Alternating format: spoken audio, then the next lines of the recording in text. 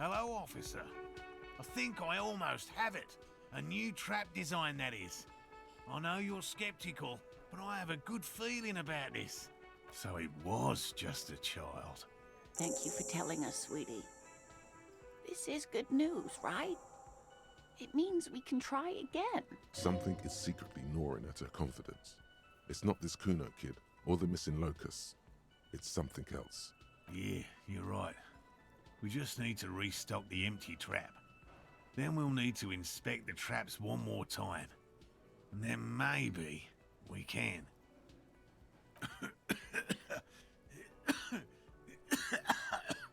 He has a 38-degree fever. His resilience has given way. Darling, I told you to take it easy. You're getting sick. Maybe it's time to go home.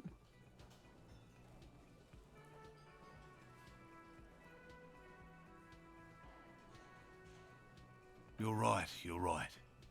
We can come back next season, when it's warmer.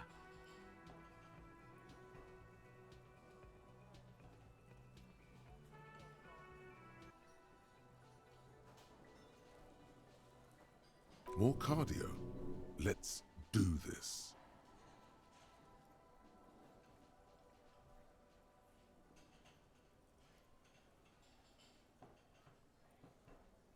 You can?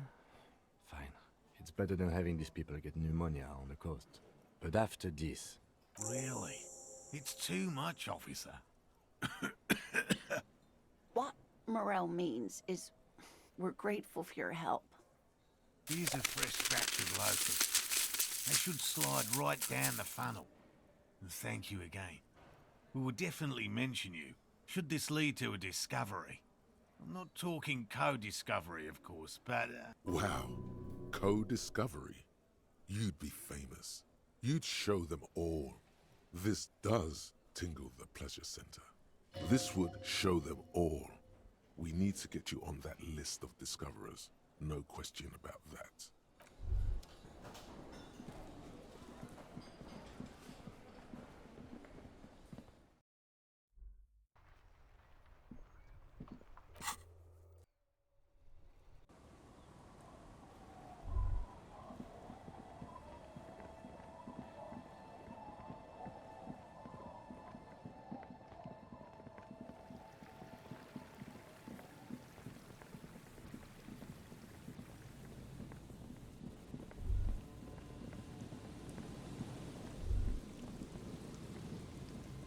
The trap stands empty near the reeds.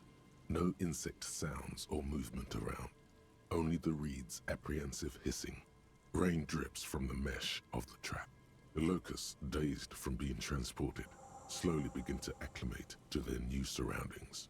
They're not really going to get the chance to get comfortable here. Good, now that's done. When do you think we will return to our impending apocalypse of a murder investigation? Don't answer that. It was a rhetorical question. He doesn't want to.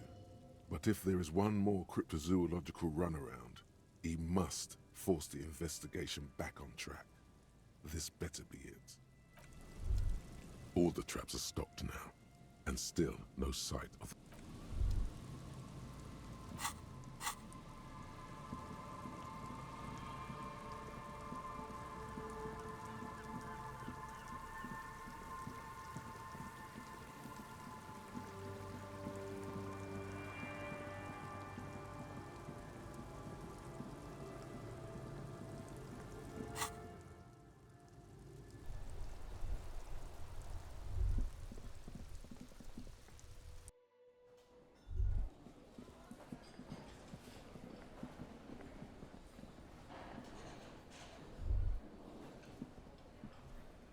Hello, dear. It's good to see a familiar face. Thank you for doing that, dear. Morel still isn't feeling well. I convinced him to stay at Gary's to get some rest. I'm afraid the cold has really gotten to him. I'm sorry, dear. You've had to drudge through them so many times. Such is field work. A young person's game, as they say. Morel will eventually, or we'll talk Gary into going back out, perhaps. The lieutenant stares at his shoe, caked in mud.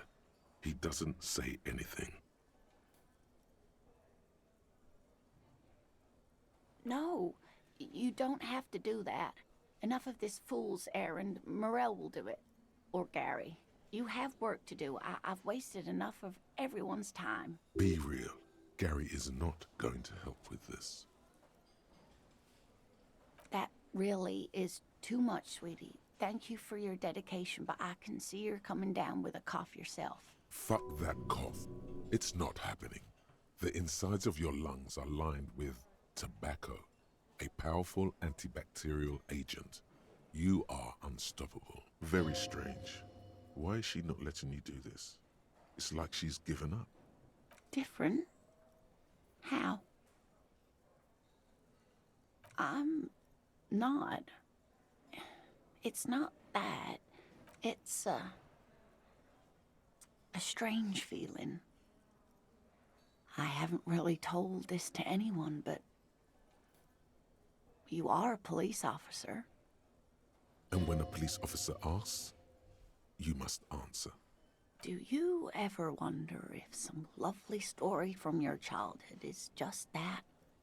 A story? Or a dream? Seeing the Insulindian phasmid was just a story I used to tell people. I didn't really think about whether it was real or not. Morel's so proud of it. He always tells everyone. No, at least I don't think I did, but Morel was so eager to believe my story was evidence of the phasmid's existence, that I'm some queen of the cryptozoologists. That, and for years his belief made me believe too. But now we're both getting old and he's still working himself sick out in those reeds looking for it. But what if I was just wrong? I think I was. The lieutenant opens his notebook, but doesn't write anything. He's hiding. These things are tough on him. Matters of love, not violence or deceit. A true believer. Sometimes I still see it too. The real memory of it, how it was there. Not the memory of the memory, but it's so hard to tell the two apart. Either way, I should go. Poor Morel is running a fever, and I need to get him home to Jamrock before we overstay our welcome with Gary. Oh no, thank you, but I can get there on my own. This old thing is gas-powered. And then a taxi home. It's not so bad. Really? Oh, sweetie. Please don't get stuck on a dream. Take it from me and Morel. No one can stop you from finding the phasmid. Okay, it's 1113 Tabernacle Road, Jamrock, but... Likewise, sweetie. Thank you for everything. Truly. Even though it turned out to be a waste of time. A dream. A fool's hope. Say her lips moving like that. She drives off. The gas engine putters quietly as she gets to the doors, then pushes them open. Outside, it's raining. We should go to... Somewhere out there, a kilometer to the southeast, a gust of wind shakes the felled building, rattling dusty windows, beckoning with strange coldness, to ask the wind once more.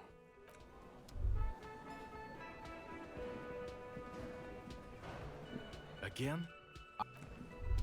Yes, sir. Hey, was there something you needed?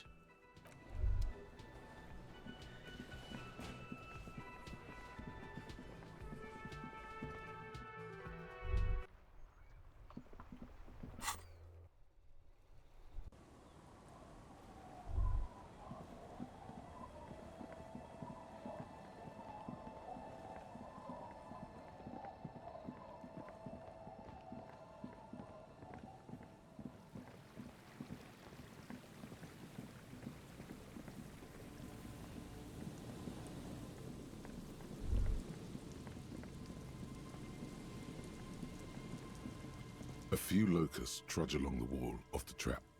The rest are piled in a heap in the corner, dead No phasmid anywhere.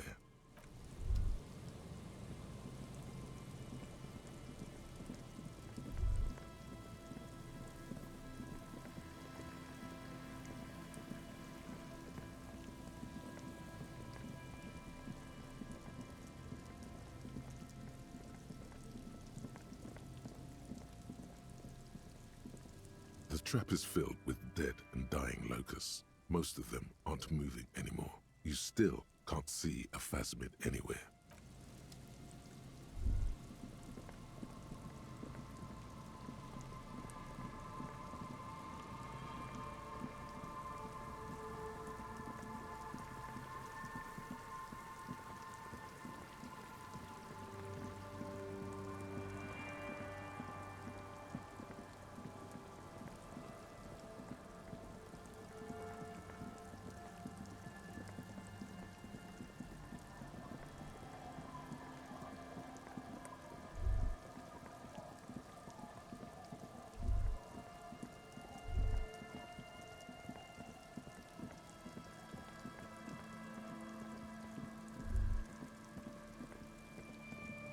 The trap is full of locusts, but they seem weak and unhealthy.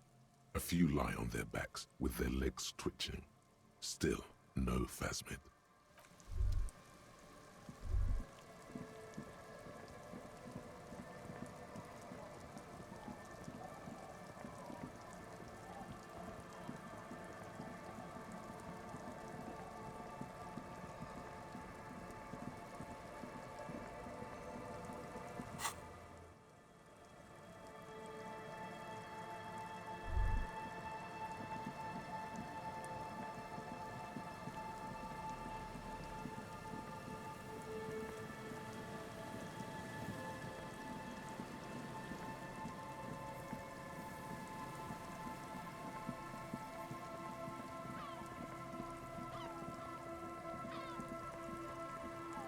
Just dead and dying locusts, and the slow swaying of surrounding reeds.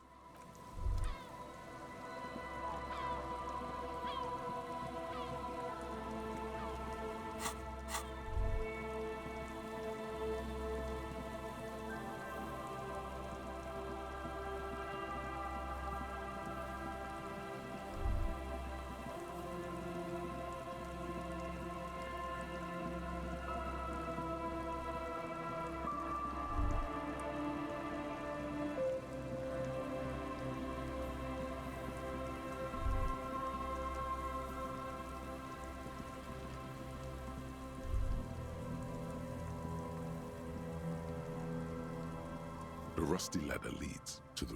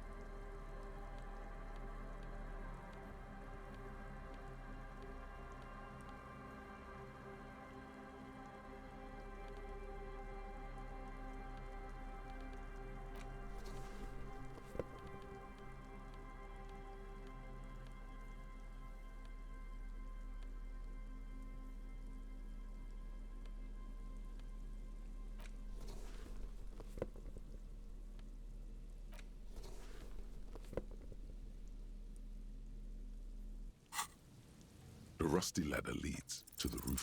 On second thought, maybe teleportation isn't a thing, because you're just standing there squeezing your buttocks and nothing is happening.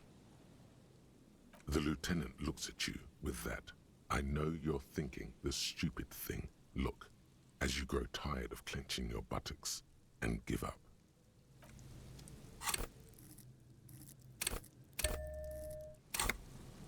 The rusty ladder leads to the roof. All you need to do is close your eyes and concentrate. Darkness enfolds you. You can feel the distance between the bench and the first rung of the ladder. All you need to is... Zoot, zap, pow, crinkle! It's like magic. You feel yourself disappear, your atoms fading out of existence. Okay, well, that's impressive, but BAM! You find yourself on the roof, having mastered the art of physical displacement. I just saw you climb the ladder. You just climbed it like a regular person.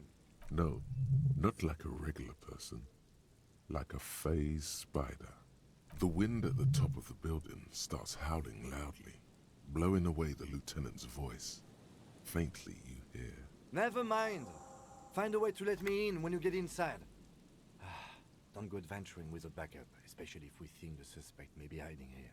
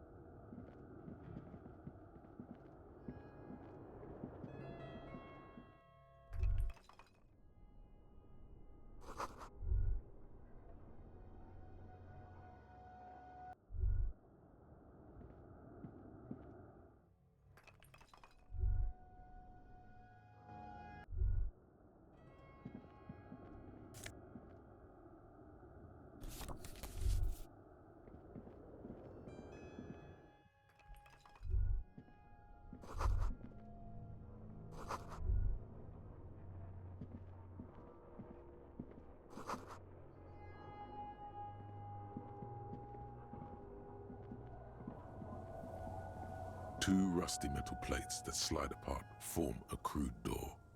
It's been here under the boardwalk for a while.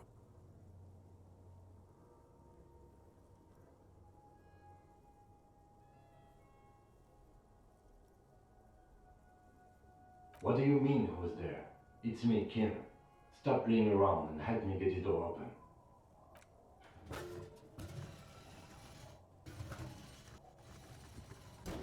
The doors seem to be on rails, but they've gotten jammed. You grab a side and put some strength into prying it open. With the help of your partner, the two metal panels slide open with a creak. Huh. I hope no one dangerous heard that. Yes. Time to investigate these passages. Let's move quietly and not make more sound.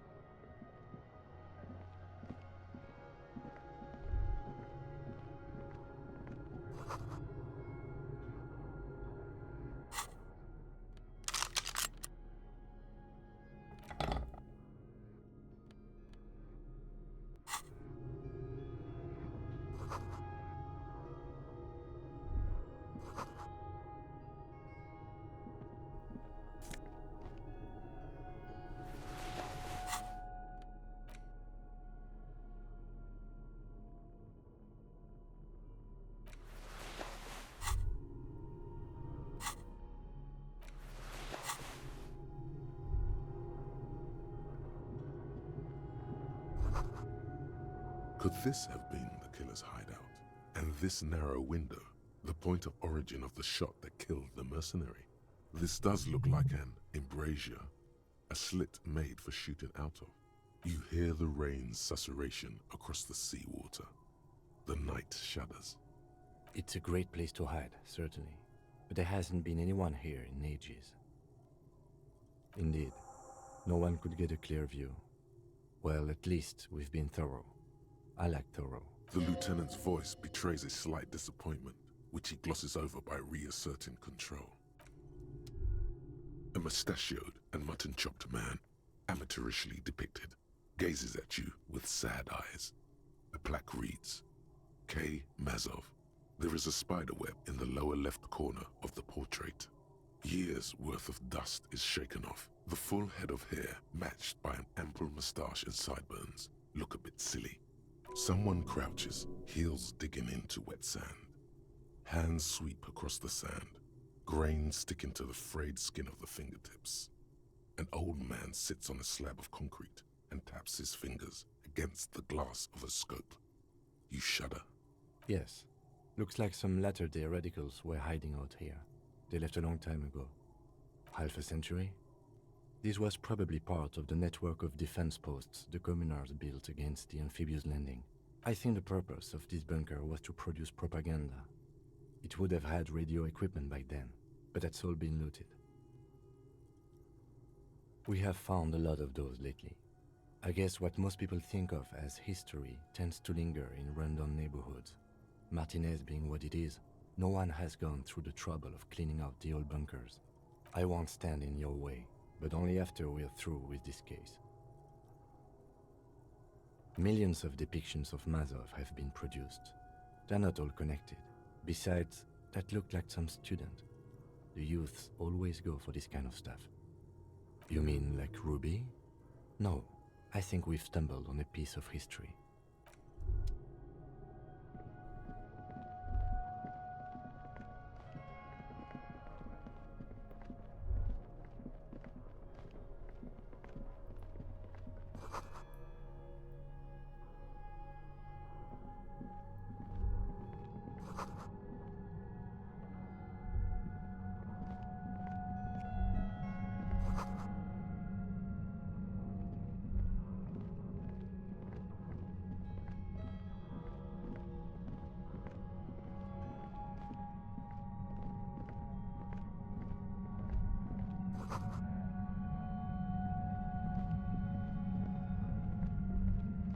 There it is again, like a swarm of hornets buzzing under your scalp. A strange tingling you can almost smell. No, what do you mean? I don't feel it, but we should still be careful.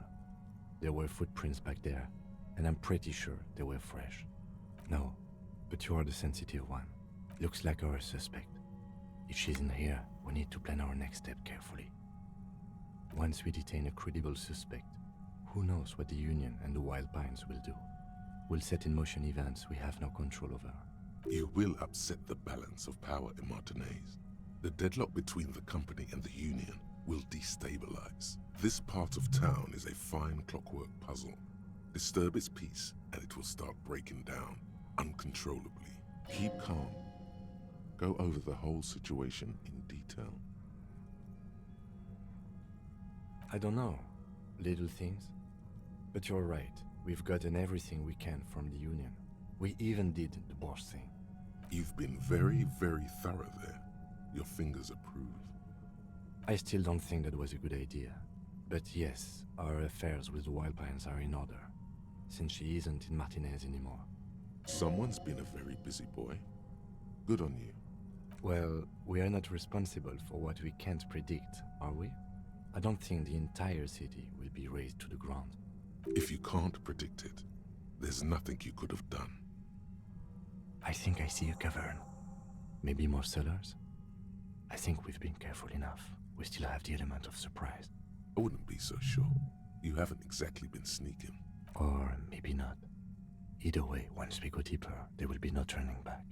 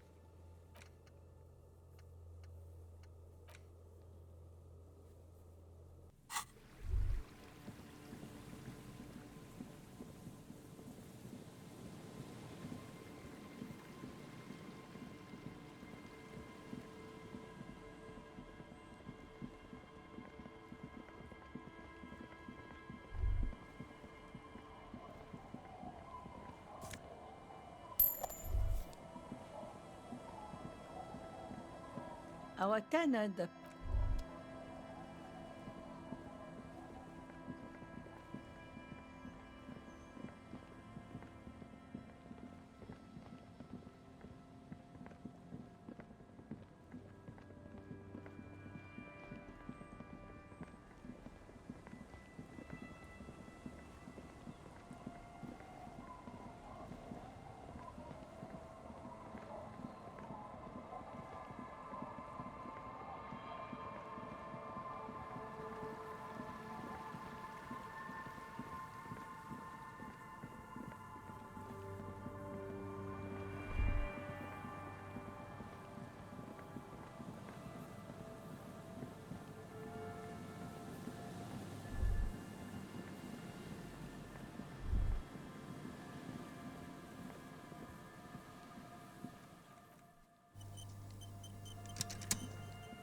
An old door worn by Ellen.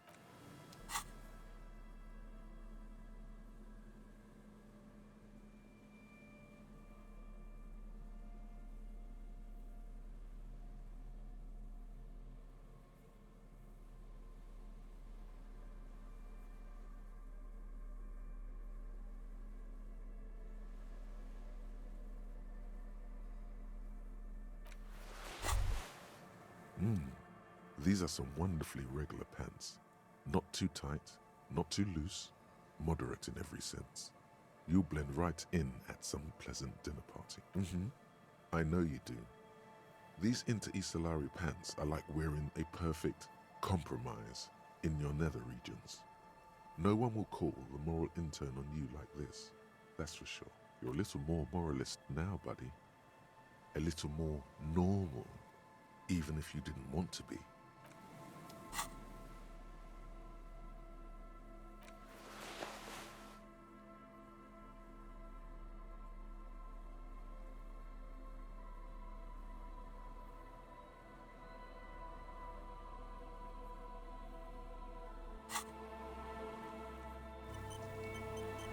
An old door, worn by element. You rattle the handle a bit, then push on the door with all your weight. It does not budge. Not only is it locked, it's also jammed shut. We don't get in there. Frankly, you're just going to have to accept the fact that you can't get in through every single door. No. We've gotten into every door thus far. That's what we do. We open doors. We're cops. That's our perk. Even Everard knew that's a part of our MO. Relax. No one's hiding in there. If we can't open it, others can't either. And thus they can't get in. At least you can think about opening it, about doors in general. They are, after all, fundamental to your life. Perhaps something useful will come from this.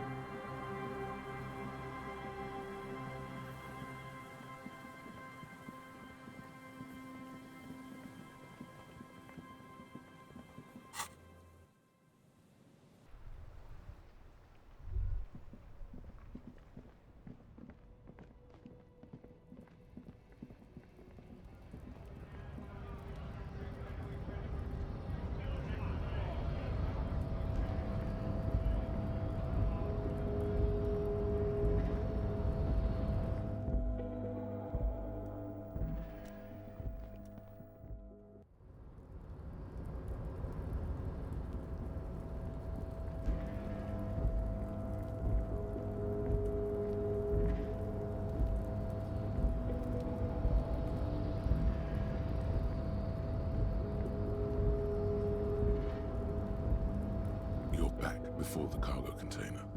Its draw has not lessened since you were last here. If anything, it seems to have grown slightly.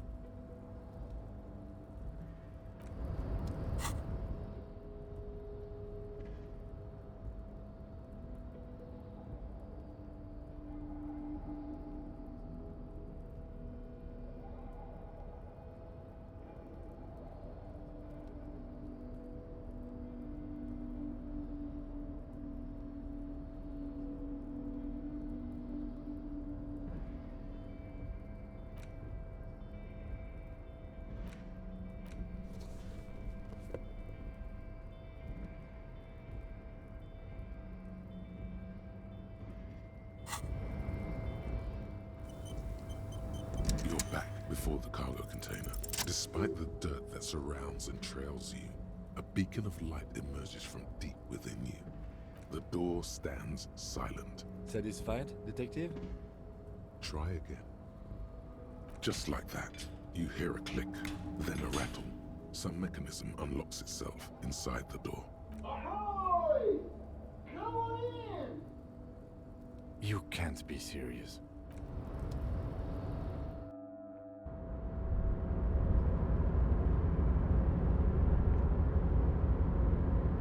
The man stands at the far end of the shipping container. It's hard to say anything more about him. You cannot make out any of his details, but you do feel the overwhelming presence of capital.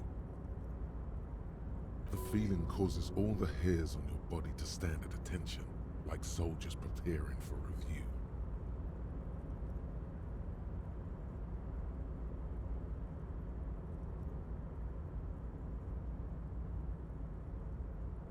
Something's amiss.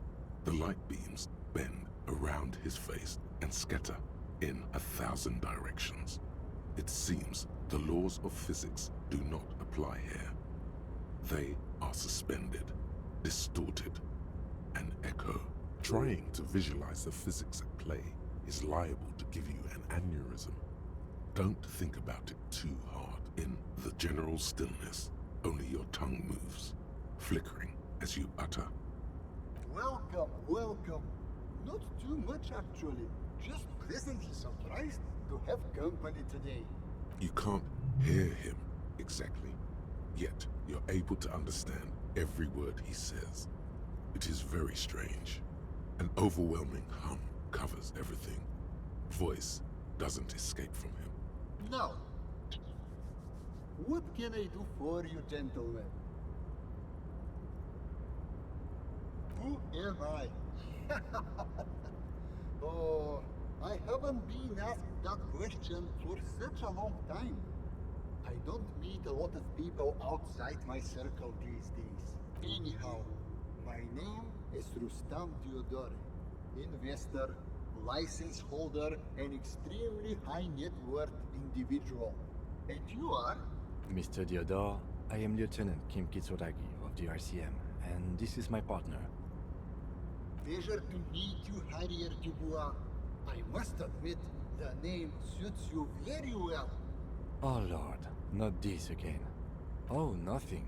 It's just that we've got this murder to solve, and yet you go around asking everyone about money.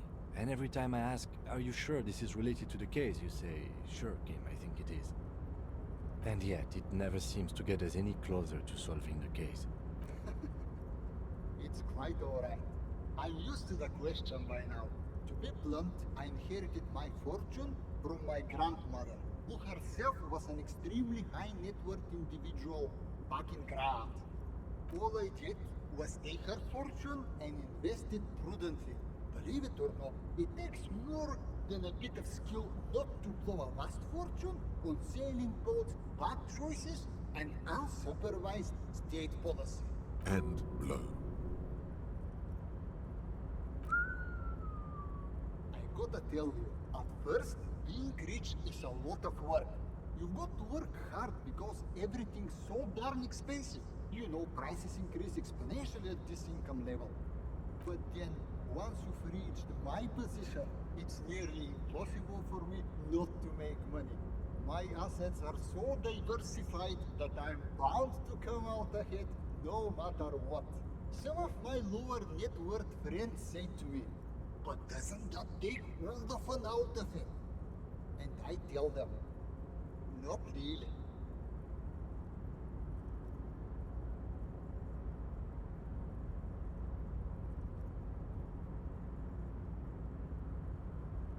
Sure, and they benefit when I buy things to stimulate the economy. Do you know how many jobs it takes to build and maintain a racing yacht? Dozens, at least. Of course, in the future, it'll all be automated. But my point is this. Every man gets what he earns. It's the height of tyranny to take that from him. It is truly It's almost entirely carefree. It really leaves you time to better yourself spiritually. Hey, hey! All this talk about money has made you lose the thread. What is going on with the light in this place? That's what you need to ask him about. What do you mean? Are you talking about my chin? Oh, that's what you mean. Yes, I've heard of this effect, though I've never witnessed it myself, of course. It has something to do with our Weiss-Wiesemann coefficient. The Weiss-Wiesemann coefficient is a ratio designed to reflect the difference in net worth between individuals. When the coefficient is close to 1, or 100%, it means one person possesses all the net worth.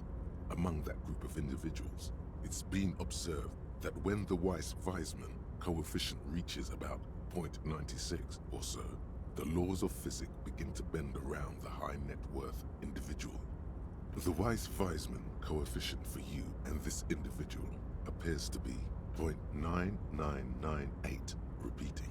That's not good for you. Among other things. But calm down. I'm but a lowly single-digit billionaire. No, not really.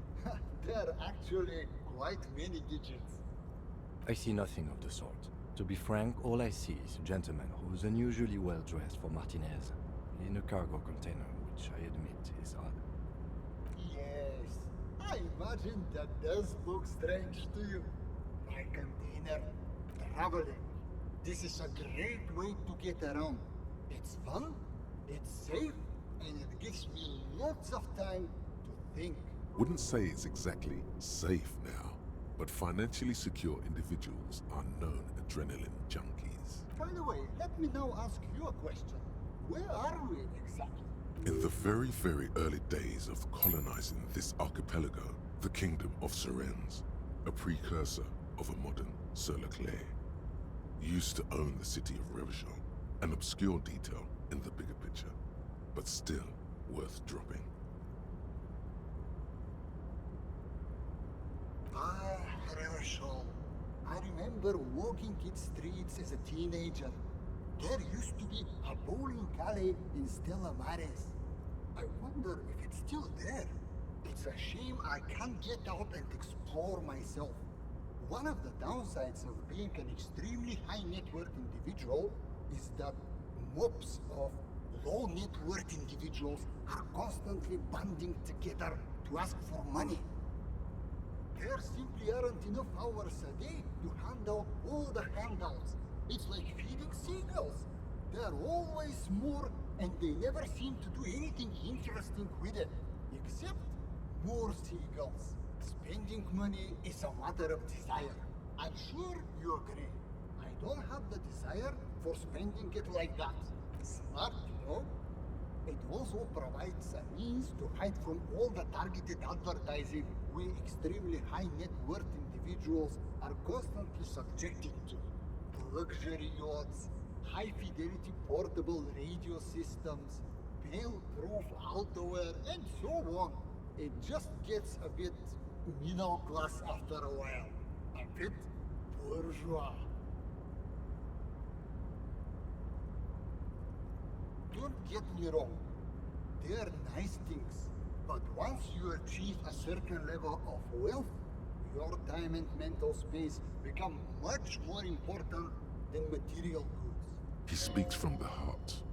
He has very different problems compared to low net worth individuals such as yourself. For example, no problems at all. What? No, I did not say that at all. Being rich is great. Just don't tell anyone I told you that. Could you please stop asking everyone for money? It does not reflect well on the RCM, and to be perfectly frank, we can't afford to look worse than we already do. It's perfectly alright. Based on your appearance, I can tell I'm dealing with a smart man. As you may know, us high net worth individuals don't have a lot of cash on hand. Investments and liquidity are enemies of one another. I think I only have coins for coffee machines. Here is 3 real. How much can you get for this? Unbelievable. You managed to meet a man who's so rich, light literally bends around him, and all you can get out of him is 3 real? What's wrong with you? Yes, I'm sure. You know, maybe you can make that money grow. Come up with an investment plan. How's that sound?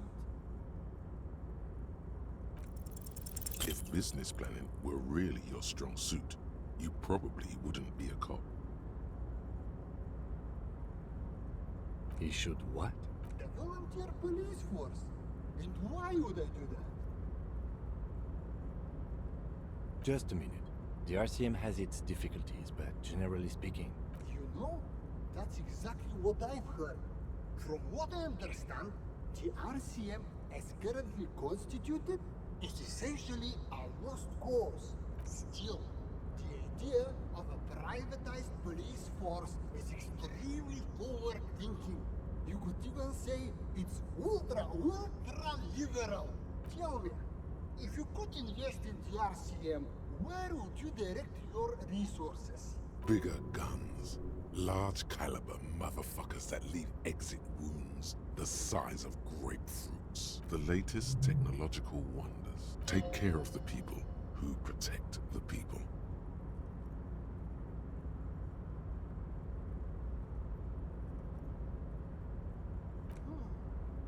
I don't believe in giving anyone money for nothing, but maybe there is something to using market incentives to improve performance.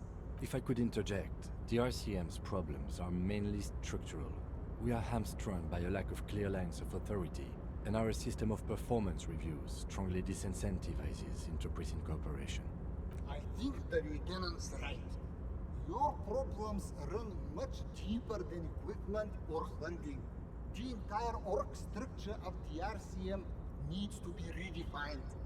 You need a unified chain of command. New metrics for measuring performance that reward the real police work. Does that sound right? Yes, that's precisely what we need. Hell no! Can you imagine how much work that would take? Why would I do that when I can just speculate on exotic financial derivatives from the comfort of this shipping container? The thing about investing is that the less work you have to do, the better. Don't overthink. That's what return on investment means. The lieutenant's disappointment is palpable. It's like someone just shot his dog. Now, was there anything else I could help you gentlemen with? Why go so soon? I feel with so much more to talk about. Ah, well, until next time. Welcome back, gentlemen.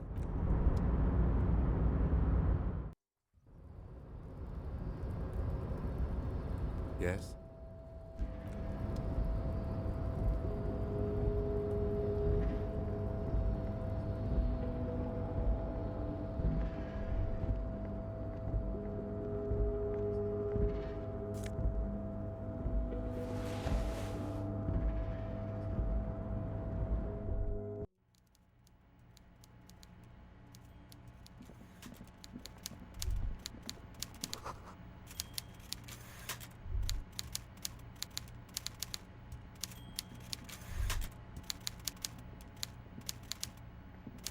Mr. Dubois, every worker, member of the board. How can I help you today? My. She's quite the looker, Harry. You can't imagine how pleased I am the two of you are reunited. Tell me, was it difficult to convince the pigs to give it up? I told you she was a piece of work, Harry, but I knew you could handle it. I know my special policeman. Anyway, I'm glad you're all right and armed again. Mega rich lightbending guy? Oh my god, how did that get in there?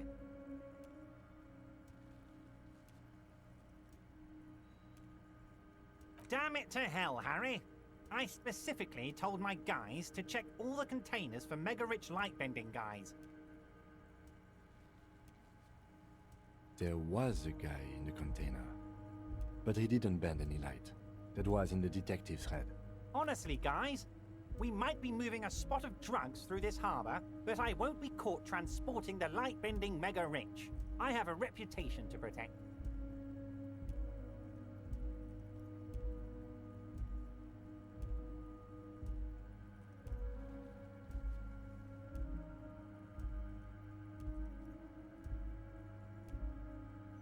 You're a fucking idiot, Harry. I love it.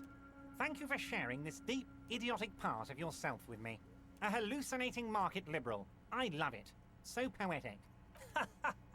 I shudder to think what you're going to tell me next, Harry. Funny. That doesn't ring any bells, Harry.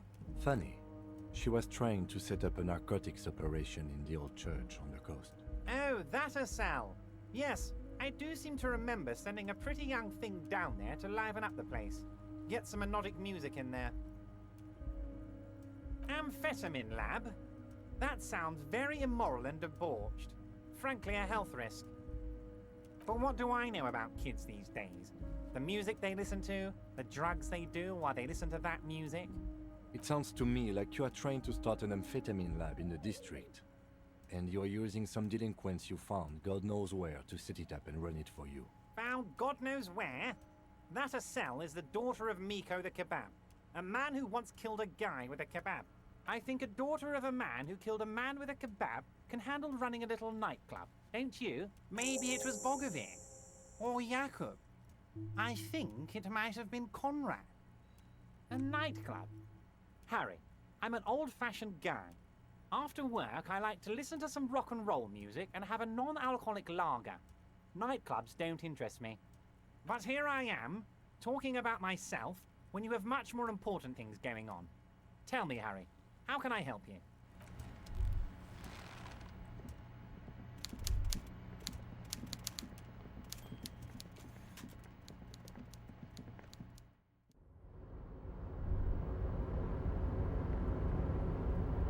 Oh, hey, mister.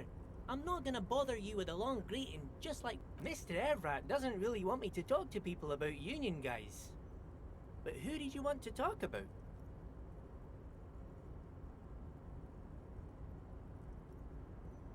Who do you mean, mister?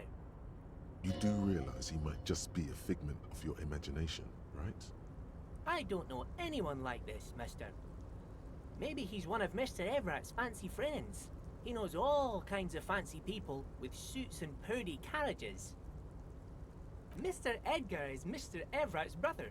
He looks a bit younger, he does, but a very smart fellow. Very smart fellow indeed. He's away on some union business. Not even in Revershaw, they say.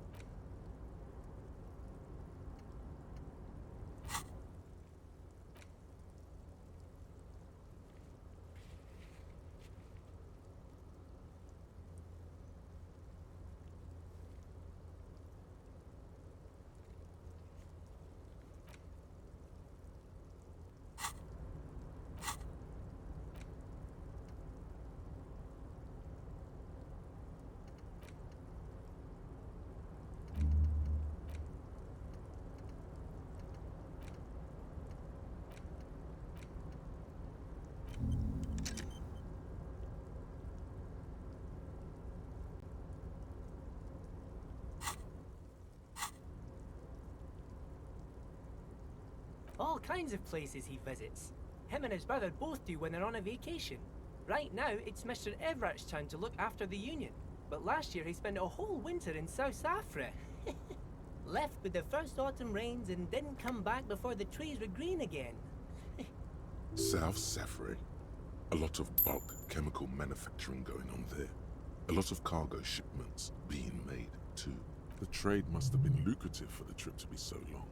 He's a union man through and through. Good guy. He's very calm, laid back, doesn't do much, talks to Everett sometimes. Honestly, I don't know what he does for us, but it must be important because everybody likes him. Yes, they do. I think that's what he does. He makes everyone feel a little better. Whoa, he's really something.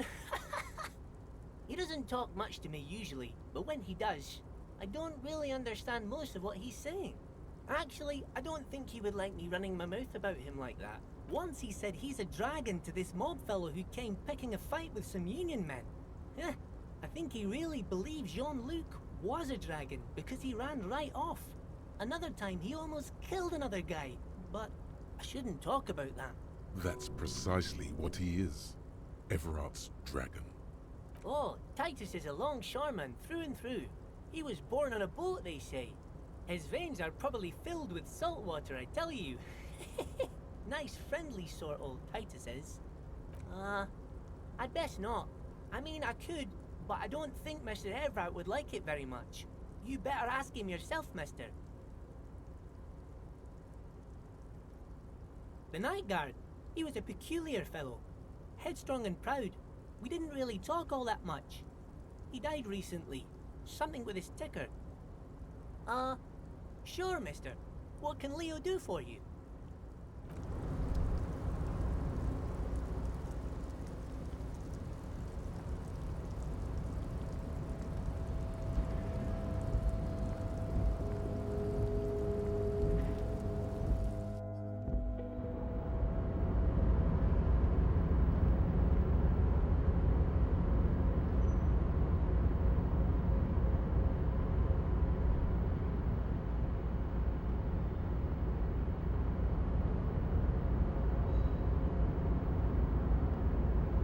Welcome back, gentlemen. What can I do for you? Yes? What do you want to know? Good.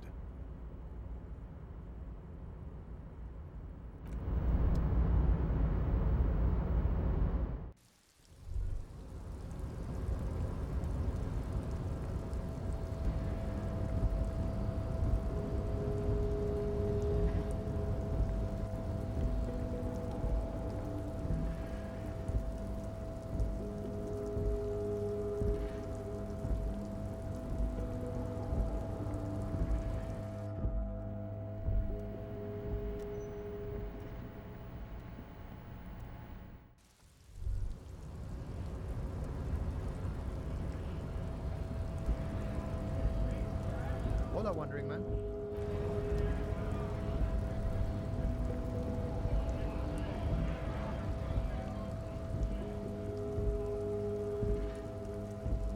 Looking for something, Rod? Come to tell me to fuck off again?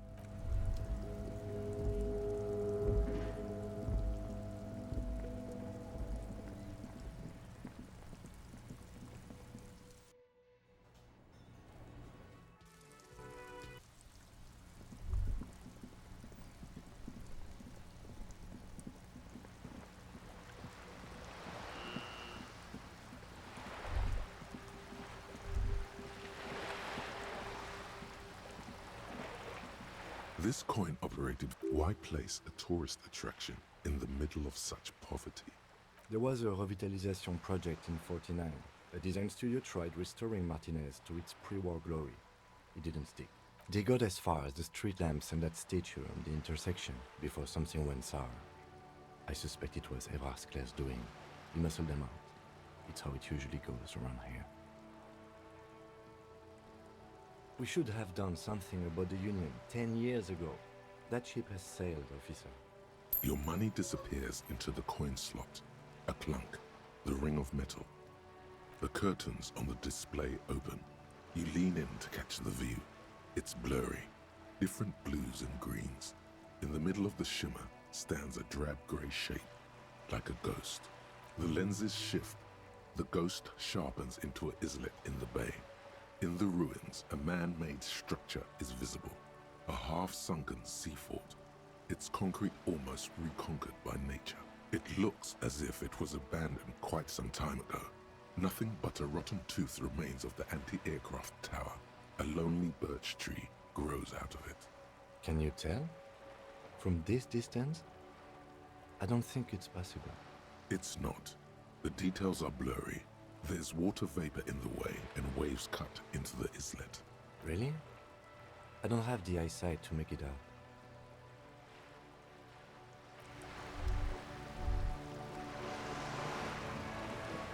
This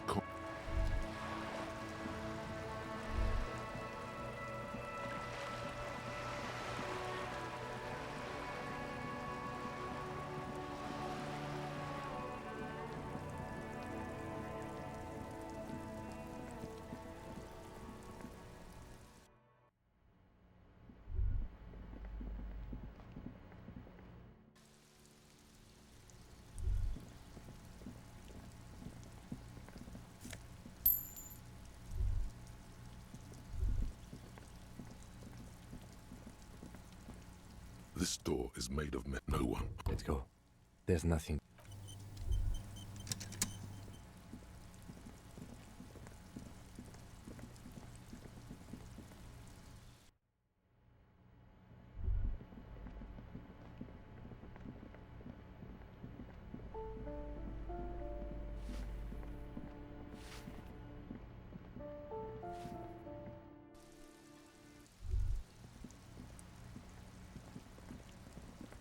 Hello again, officers. Have you come to admire my mural? Hello again, officers. They do say the painter always paints his own portrait. That's pretty fucked up. Even for you, piggo. I think everyone would rather you didn't. Stop quivering like jello. Then you won't get fucked. But that would mean he doesn't say every pathetic thing that pops in his head. You're a real sad sack. You know that? Go ahead then. Art it up. Just try not to hurt yourself. And no self-portraits. Sure, anytime. Us shit artists have to help one another. Besides, I was out of fuel oil anyway. She only gave it to you because she doesn't see you as competition. The right idea is not coming to her.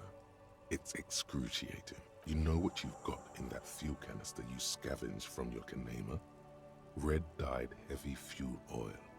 Paint and a brush. You're ready to do this.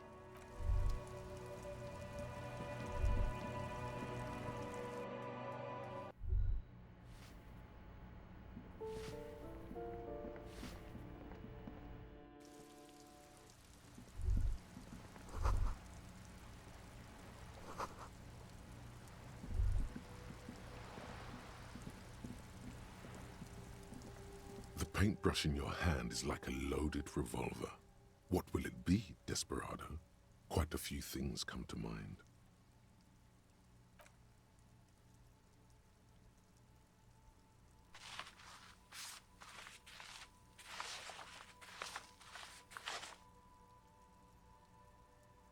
You've spoken. The wall will now silently repeat the message for a decade or so, until the sea air degrades the paint, adding another layer of detritus to the city. Very poetic. Real poetry.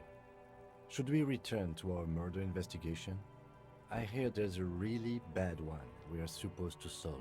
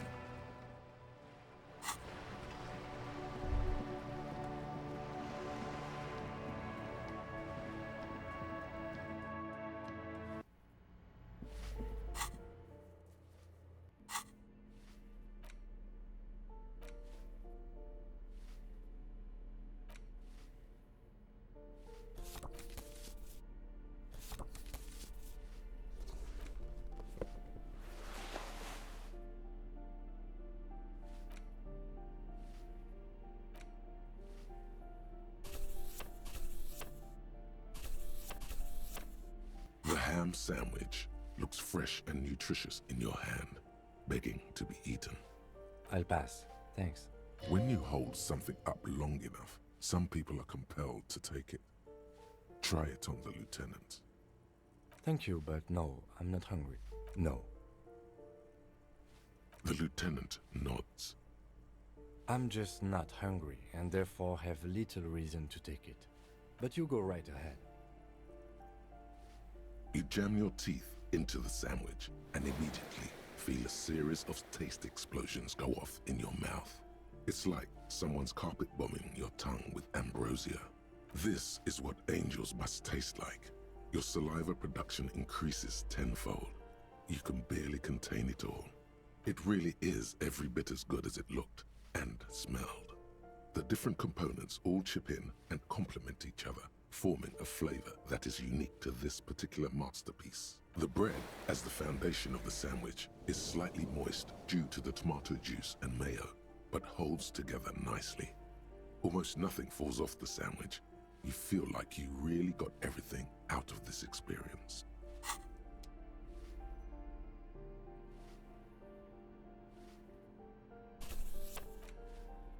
In your hand, you hold 4/5 of Dick Mullen and the mistaken identity. Why? There's truly no point. You'll never know who did it, because those pages have literally been scattered to the wind, if you insist. But again, it's really pointless. The story opens Spillane and extremely unprofessional, but also extremely accurate in your case. Give it time.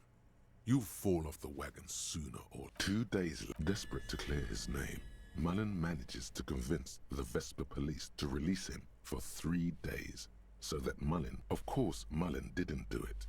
That's the whole premise of the book. Anyway, Deneuve reveals not only is the local police captain in on the one evening, yes, well, that testimony won't be admissible any longer. As the two lovers share I love you, the name of the troop always aim for the whatever it is. Mullen never hears the words. A blow to the base of his skull knocks him out cold. Who can you trust in this wicked, messed up world? The lieutenant gives you a quizzical expression in return. You go back to the story. When Mullen comes to fleeing a crime scene, Dick Mullen won't be sent to the clink for the sake of the heat is on.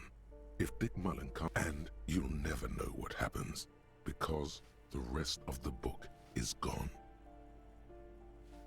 What makes you think this isn't the final Dick Mullen case? How do you know this isn't the final case? This could go on forever. End it now. In your hand, you...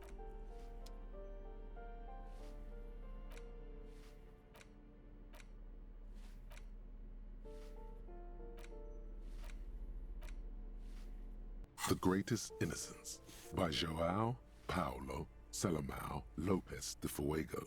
The book is large and heavy. Browsing through the various chapters, you try your best to understand the ceaseless overflow, the sprawl of names, dates, places, events historical. Most of it ends up as a twisted mass of facts inside your brain. You can do it. It'll be worth it.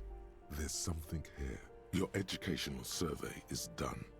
Did you catch any of that? No. Oh well, it's pop quiz time. Let's see what you've learned. This might take a few minutes. You ready? That's the spirit. Here we go. Question 1. Who was the first innocent? Oh yeah, this is what I was made for. A pop quiz is a short examination designed to test your knowledge without any prior warning or announcement. Such exams allow the teacher to assess how thoroughly the students have retained the material at hand. Voila. Now blast that first innocence. Thanks for nothing. Dolores Day. Dolores. Incorrect. Dolores Day was the innocence of humanism, internationalism, and the welfare state.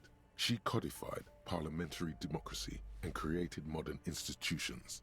Among these, the moral intern. She was powerful and beautiful on all her icons. Her colors are silver, white, and apricot, And when you think her name, Dolores, stomach acid rises to the back of your throat, and it hurts. You see a flash silver, a wreath, an airport bag, and blonde hair. You don't know why. Another choice, perhaps? Steer clear of this one. There's something terrible about this one. A strange sensation of loss. When she left the earth, the dust, and the ice, and the humans. That is unimportant to the quiz. Stop thinking about this. Yes, the quiz is impersonal. No need to rouse sensations in yourself at the mention of Dolores Day. Who was the first innocence? Incorrect. Sola was anointed during the previous century and even lived to see the current one.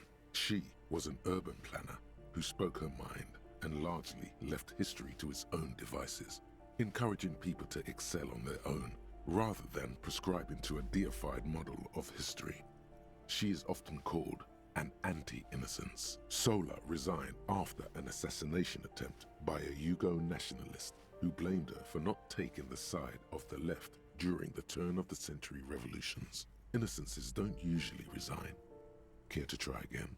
Correct. Nothing much is known about him. It's not even clear that he was a he, but Franco Negro presumed as such and called him Pius. He's depicted as a young man with molten gold pouring out of his mouth. All he spoke was gold. It's said he invented God and equality of men before God. He also introduced the gold standard as a way for measuring people's love for Aurum. As the first innocence, he declared that there should be more of those like him. It is presumed his disciples were the beginning of the Holy Party, the founding party.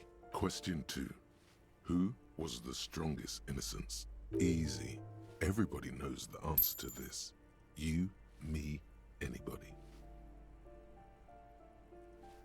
An innocence is the highest category of historical personage in the world, a literal personification of history. Traditionally, an innocence, when anointed, assumes supreme rule over the Occident or the known world in general, at least the parts that matter. I can do better. Okay, so commonly an innocence does not enforce his or her power through military power. This is seen as unnecessary. The innocence wins because an innocence can't help but win, for their deeds are inevitabilities. Did this help? Damn, Dolores.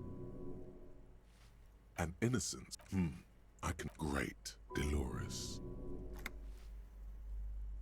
Incorrect again. While she originated many modern institutions, launched several successful expeditions, and was even critical of the innocentic system itself, and somehow keeps popping up in your mind, she is not often considered the strongest, even though the words most associated with her rule are l'amour, la compassion, la autodiscipline, love, compassion, self-control, which could be seen as facets of strength.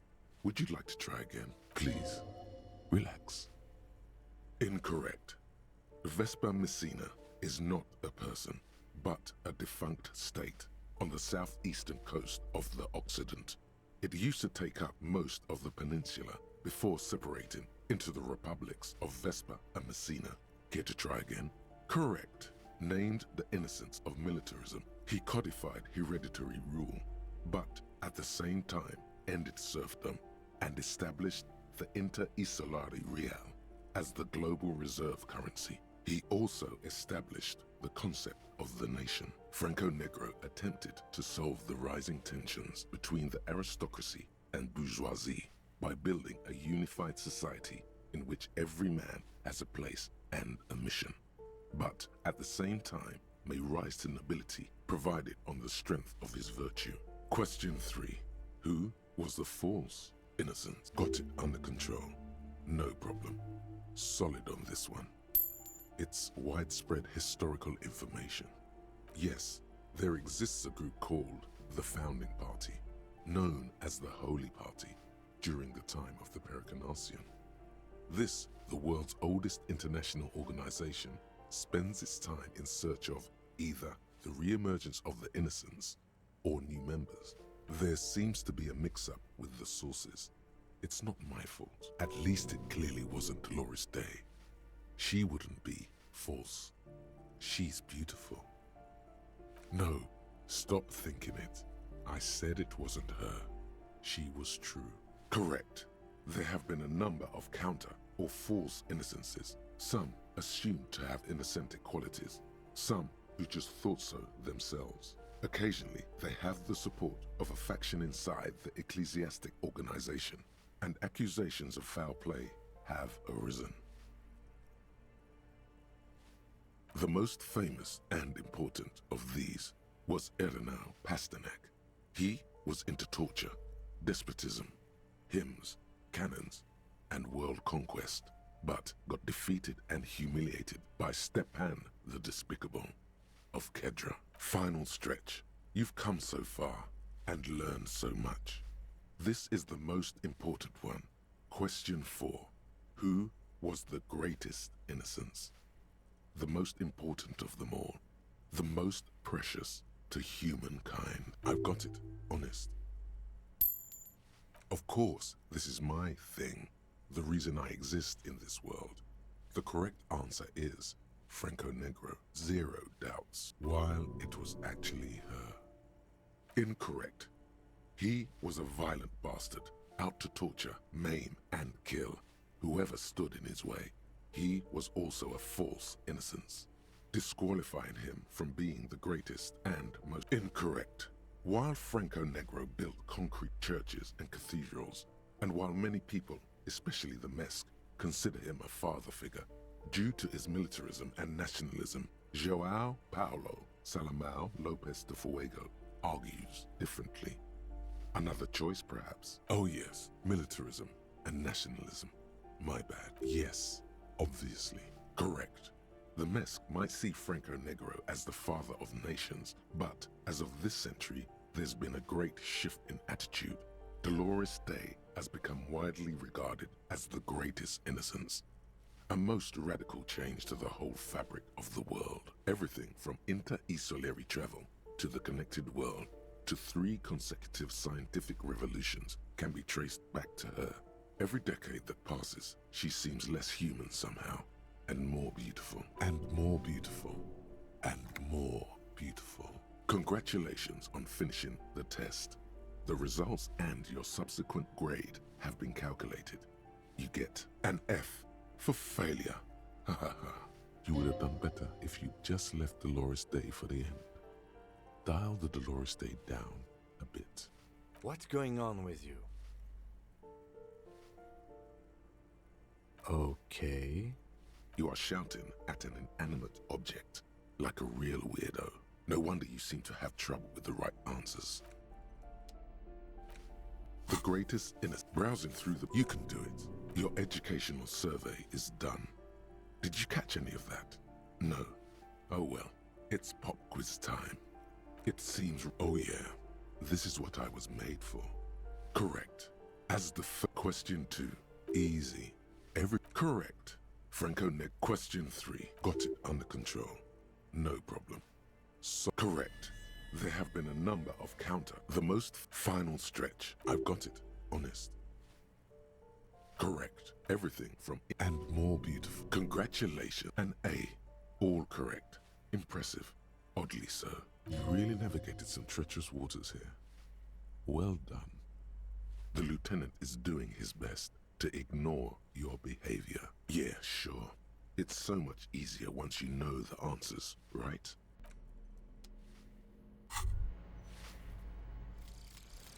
One more door. There is no way to open the supply depot door. Accept it. You cannot open all the doors. You have to integrate this into your character. Some doors will forever remain closed, even if every single other door will open at one time or another. Maybe to a key, or maybe to some sort of tool meant for Okol de Mama Dakwa. It's not only your eardrums that register sound anymore.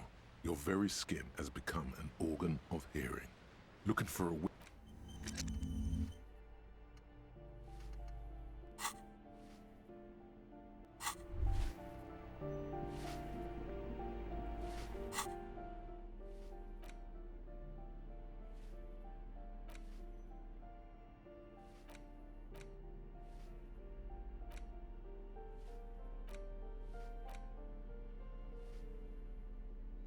medicinal purposes of the pearl.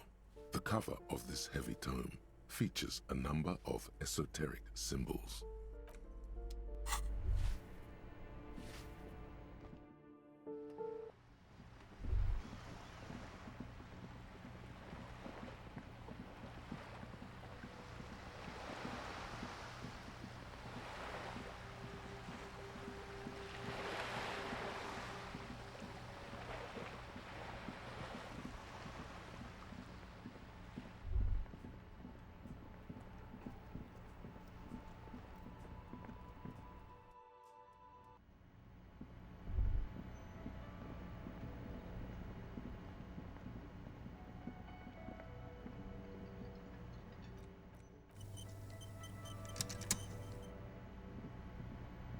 Hey, was there? Got the 20 real? Good.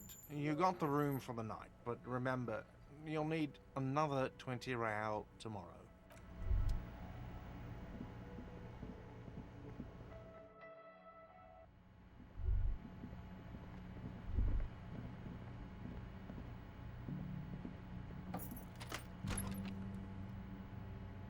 Yes?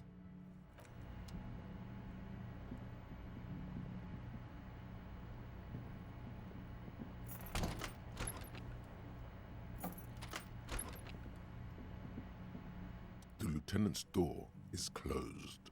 No response. What are you doing? Still, no response. Where is he? Isn't it party o'clock? Is he not worried that you haven't found the murder weapon yet? Doesn't he want to go for a little drive? Anything to not face the hanged disco man yet.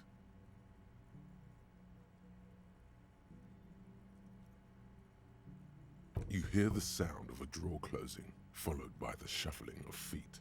Is that you, Harry? What time is it? To clear our heads from what? Sleep? Sleep is what he needs most right now. Good night, Harry.